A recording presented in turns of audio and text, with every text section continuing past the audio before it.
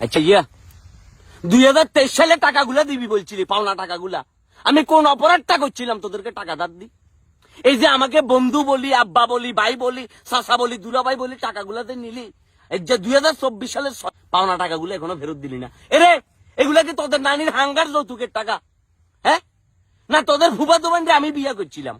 আমার যে ভাই ডাকি, চাচা ডাকি, মামা ডাকি, বন্ধু বলাই, মাথার বিটটা আটটাত বলাই, আস্তে করি গরমকালে আমার শীতের টুপি পরাই দিছস। পরাই দিয়ে যে আমাকে রাস্তায় রাস্তায় নামাই দিলি, বললি যে পাওনা টাকা এগুলা ফেরত দিবি। আমার টাকা কই? হ্যাঁ আমার টাকা এগুলা কই? কই আমার টাকাগুলা কই?